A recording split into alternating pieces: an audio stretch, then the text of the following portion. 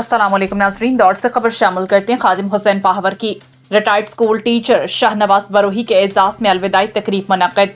Government boys primary school Photo Khan Marasi में education department Sindh के senior उस्ताद शाहनवाज बरोही के रिटायरमेंट के मौके पर पुरवकार अलविदाई तकरीब मुनक़्क़िद की गई।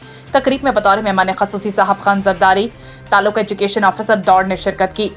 तकरीब की मेज़बानी स्कूल के हेडमास्टर ज़हीर अब्बास मौलाई ने की। इस मौके पर मुक़र्ररीन ने रिटायर्ड उस्ताद शाहनवाज बरोही की तालीमी खिदमत और पेशेवराना ज़िंदगी पर तफसीली रोशनी डालते हुए इन्हें भरपूर खराज तहसीन पेश किया।